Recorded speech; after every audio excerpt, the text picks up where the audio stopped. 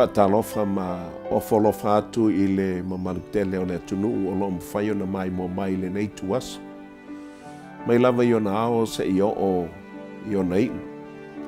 E a fua mai fo i maunga titele. Se i o atu lava i se au pito i titi o le mamalu o le atunuu pele o Amerika Samoa. E le toe tau isoina pe tau mateina. Pei o se lia, po o se whaale po o se miti. Le vai ngā te mitonu lea ua o ma iai la tātou malanga, ma la tātou wholaunga.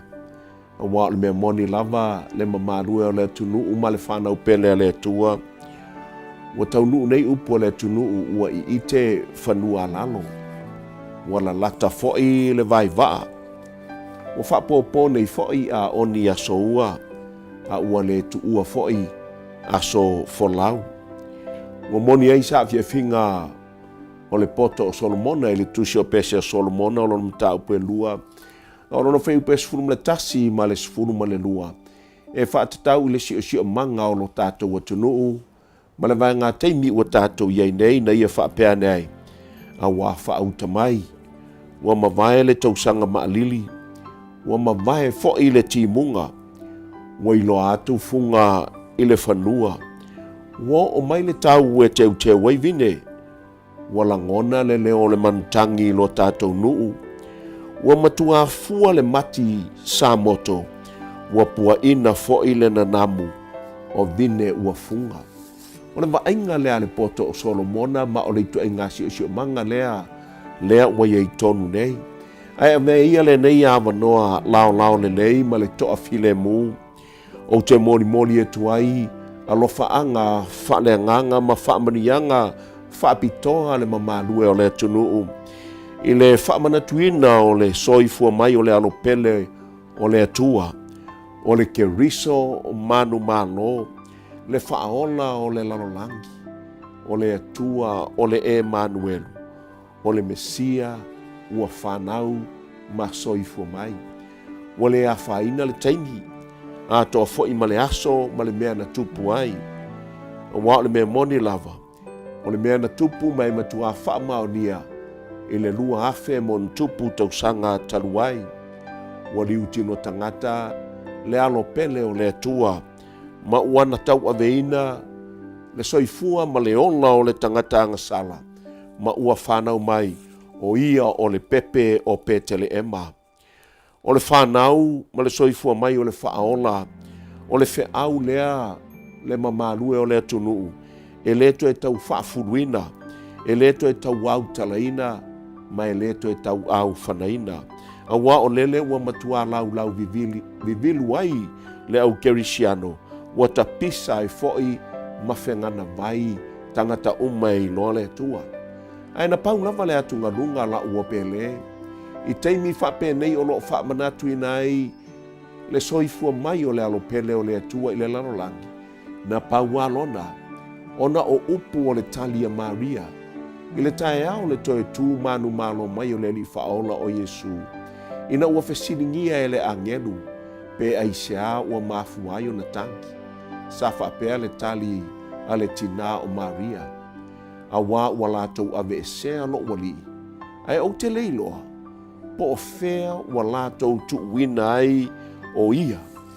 O le mea moni lava la ua pele, o le atunga lunga tele lea, a wā e ui lava ua pisao, ma tau alanga le lalolangi e o isi o tātou atunuu, ua soifua mai le Mesia, o le pepe o petele ema, ai o le whaatinonga o lea mea woe, I le o langa o tangata I le vai ngata I mitonu lava le nei, e matua le tusa lea, ma le anganga o le aso Kerisimasi.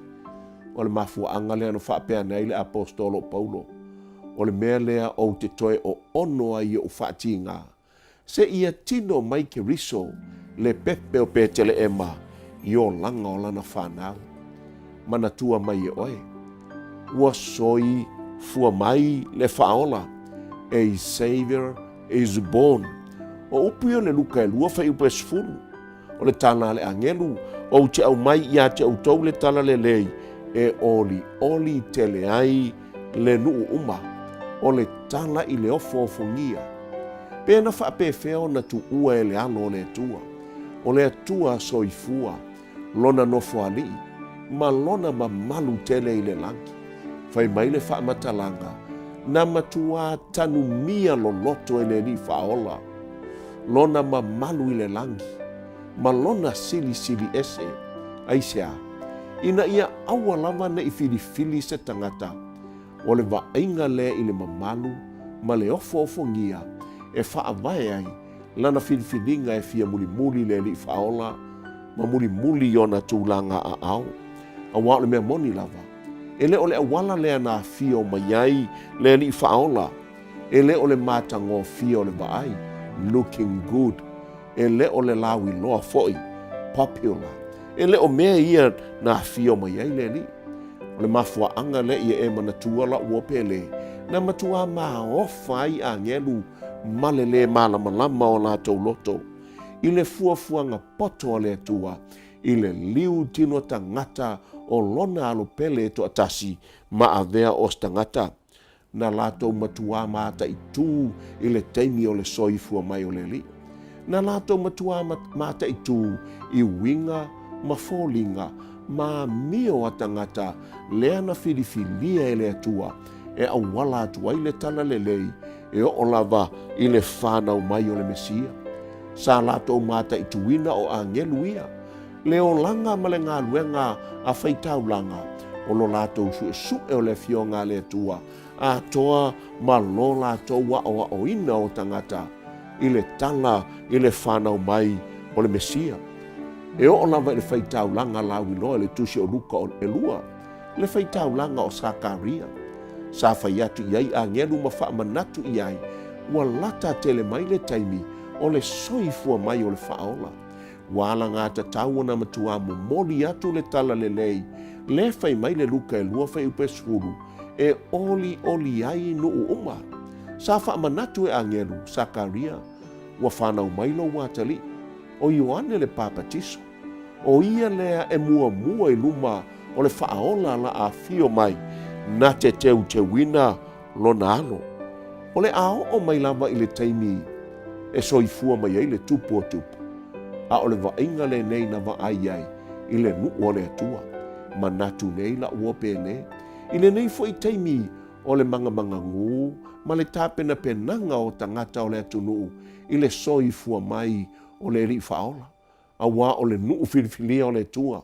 Wa o mai lava le taimi. Ae lātou te le i saundi. Lātou te le i malamalama. I le winga moni o le mea o le atupu. Mo se whaatei te inga. E o mai le solo o le au mākoi na o mai. E sa ili le mea o whanau mai ai Yesu. Sa hatu ufe sili i tangata na lātou fitau. Ae na matua whaate ia. Lātou te le iloa. Lātou te le malamalama. Ui lava. O lo o pisi le malu.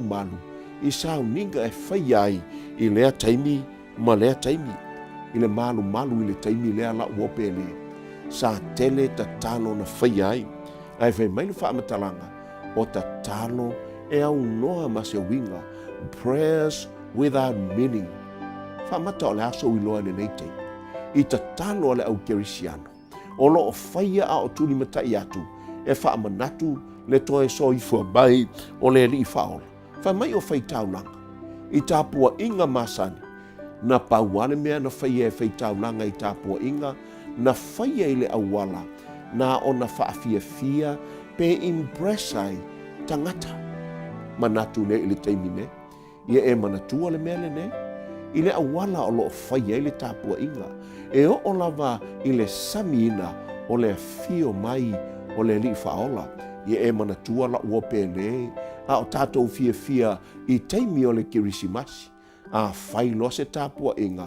E nā o le tasi lava le tangata e whaia i ai. There is only one spectator. E nā o le atua. E nā o le atua lava e whaia i ai. Tāpua inga o malava. E le o se entertainment mo se tangata. Mai whape nā foi le teimi o le soifua mai o le li. E soifua le lei mai lava Yesu i petele ema la uopele sana o na whaataua e tangata o le oa ma le mamalu i o la tau loto nai lo le whanau mai o le Mesia. tepa i au tafa i le taimi nei, tepa le mamalu o le atunuu i tu taimi o lo e nei. Whaamata o ngā whea o tu oi le tala le nei i le whanau mai o le Mesia, i le vāai ma le oa, ta mao a inga, mamalu ma whaafia fianga. E le i o ia te i lātou, o le nuu leo le tua. E le i o ia te i lātou, le oli oli, the joy, na tā pena e le tua, a au mai lo le tala le nei, o le soifua mai o le whaola, ia matua o le oli oli i loto tangata. Whai mai le tala, se i vanga nā lama nā i tangata to i titi, na o moni i ai le oli oli lea, na fina ngalo ai le tua. E whape mea whea mai o e la ua pele. Whamata i lo sauni atu e whamanatu le soifua mai o le lii. O moni ea le fia o loo iai i lo soifua. Sa na o na fasi pea, lava pea e whaitaulanga i le loto ao le manu. Ma moe o taulanga tangata i tae ao ma fiafi. Tae ao ma fiafi. E au noa mano lātou i ite, ma lo lātou matuai loa, ua o mai le taimi, lea la soifua mai ai, le tamai ma moe le pōnā le tua. Sa whaasino uma i ai, ne yosi ngā taulanga, sa lātou whaia. Au te manao e te mātau mai la ua pēle, e ese ale awala e ngā lue mai ai le tua. I le whaataunu ina o le fuafuanga le tua, i ni taimi vevesi, o le loto i whale o lona nuu, na whao ngai na ia le atua, le tupu le nei o Kaisara au kuso. A waana le ai le polo i ngā Kaisara au kuso, ina ia toe fo'i tangata o malawa i utaia. Toe fo'i o lātou nuu na whana nau mai ai. Toe fo'i nuu o loo iai o lātou tupuanga. Ai sea, ina ia mawhai o na toe whaitau le lei. Ia tangata nuu uma maainga, o le ale mafua anga Kaisara au kuso. Ina ia whaingo fie o na whaatūlanga la fonga e to tongi e tangata i le mālo Roma. Ma ai le awala le atua e se le poto la uopele. A wafoi o Maria, o le nuu e sawai Maria, o le a ai a Tabita, le a ai o Petele Emma, le a ai lea a o tau aveina e Maria, le pepe o le Kerisimasi, ma le alo le atua e ao lava o na tau nuu, e whanau mai Petele Emma. A ua tele Tausaga o valo ia e le perfeta o Mika, le Mika e lima whai upe lua. A o oe Petele Emma e wharata, e titi o iafe o yuta. A e tupu mai a te oe le whaola, o le whai mawhai pule o le nu. E se le poto o lea mea. Whao ngai le atua le tūla whono a Kaisara au kuso, e tuu iai le whātau uina o le malanga o Maria ma Iosefa. Se sa o lama lala ua pele le tusi o sa pakuka e lua whai upe tō. O no whapea mai, a wā o le whaaringa ua tuu poina, mo le taimi ua tuu poina, a e tau tala mai pe a o iaso le unga. E ui lava ina tuai mai, whaatari tali pe iai. A wā e o mai lava, e le whaatuai mai. A whai e ui lava ina tele valo anga, ma tuai le whanau mai mua o le li whaola. Ma natu ne ina valo anga, i lona toi a fio whanua mai. E ui lava ina tuai mai, a e o mai lava, e le whaatuai mai. Ma le Roma e valu vai ue rua suma le valu. E ngā lulu e whaatasi mea uma, e wha ngā lulu e le atua, mo le nei, o tangata e alo rofa i atei. O tau nuu Maria ma Iosefa i le nuu o Petele Emma. O se solo e matua tau tine. Tūlei, fe taomi tangata ma fe tine ia. E au noa lava mani tangata na o i le tusi ngai ngoa. O tau i ite o la tau langona. O lo o i nei le urunga lii. O lo o tau aveina le whaaola o le lalolangi. Le ai a manisi. Se i tātou manatu i le tau ngā pisi o le iunga o le nei Tausaga. Whaamata e toa fia nisi o ave moni o lātou langona, ma o lātou loto i le whanau mai o le pepe o Petele Emma, le ai manisi. Na matua fe sāmalia i Maria ma Iosefa i le ala vaiti, ma i le tasi i tū o le taulanga, i le tasi i tū o le taulanga. Ua whaatumulia, whale tali malo uma. muli ane, se ia vanga nā lava le fale o mana, o le fale o povi. Na paua leo le avanoa na maua e leo se tala e tau whaamtalaina o ina na mapu atu iai Maria ma Iosefa ma le whaaola o le lalolangi. Me le whaamatalaga o le oli o angelu ma le langi. O le oli le aso na whanau mai e le li. Wa tātou o atu ilona soifua mai. E o lava ia tu maunga na si o mia ai le mea o loo soifua mai ai le li. Sala ngona ia tu maunga le fia. Le oli whaale langi. Le oli e mawalunga e ese le fia masani o le lalolangi. Wala ngata taula o pele. O na hanga i atu lau whina ngalo. Ui lava o ni taimi vevesi o le i ungo le Tausaga. Ai a matao na hanga i atu au na ngona i le oli whaale langi. A wae ese lava. Le hanga o le tala a Yesu o le awala o te avatu wailo o fia. Ma le manuia i a te autou. E le pei o le awala o lo avatu wai e le lalolangi. I le tau whaai unga o le au wha manuia o le Kerisimasi. Na pauata ngata na lato ulangona le oli lea. Na o leo ma moe sai le tonga vau. Pauai o tangata loto mawalalo. O le taulanga ia ma le ai. E o lava itai o le kalesia. Fai taulanga ma itai o le nuu le ai. E mamao lava o lato loto. Ai e se ale atua. Pauai o tangata na silafia ele atua. E mawalalo o lato loto. O leo. Sa leo mamoe. Fai men whaamatalang. O le nofuanga na iai leo mamoe. O i tonu lava e masani o na leo mamoe. Ai ta vita. Wa avea matupo Israel. Ma o le mata upu lai tala noa iai leo mamoe le teimi tonu alea. O lai tala noa i le whanau mai o le whaaola o le lalolangi. O lai tala noa po o ai lea la sui tūlanga i le nofo ali o ta vita. Lea i sa leo mamoe i le ele tonua lea la te iai. Lai tala noa ma whapeane oi sole. Tuai na whanau mai le tupu. O le tupu ana whaasa o loto ina i tātou mai lo tātou nofo polonga i Roma mana whainga saua o e matau mai. E se ale moti. E se ale langona. E le o le tuli mata i mo i le whanau mai o le mesia o le lalolangi. O le na te whaola ina tangata uma mai le anga sala. A o mana tunatu leo mamoe na whaafua se i lava. Woe, na whaafua se i o na si o mia i la tou e se pupula winga ese. O le pupula whaamana mana. O le pupula e ese nai lo le pupula e masani ai. O whaari mai a ngelu o le tua i le luka e lua whai upeiva o le sfumaltasi. Wa fe tau tala hai nei leo mamoe ma whapeane o lea ua whanau mai lo tātou tupu. Wa lewa o na tātou whaatali i ai. O le a whaasa lo toina i tātou mai le nofo polonga i le malo Roma. Te silafia o e la ua pele. E le ito e mawhai ina ua uma o na whaari mai a ngelu. Ma pepese a ngelu. Ua mou nei le malama o le soifua mai o le whaola. Ua toe foi nei a ngelu i le langi. A e le i toe mawhai e se me tasi. Ona toe ta ofi loto o leo mamoe. Loto ua tau masua. Ua matua ma ai tino lava i le mea leana au mai le atua. Ua matua ma fau lo loto i ai. Pe se alo na winga. Luka e lua. Fai upe sumal wha. O le vi inga i le atua i mea au pito alunga. O le manuia i le lalolangi. Ma le fina ngalo alofa i tangata. O upu na.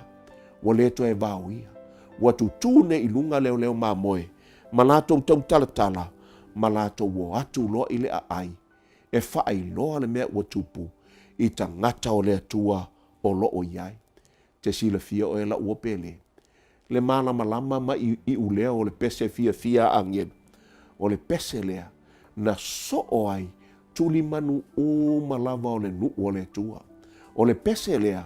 Na so o ai tuli manu o malava o le lalolangi. Ma e so ufa pe atu. O i ulea o le pese lea malona fe au. E tu mau pe lava se i o i le aso e a fio mai ai.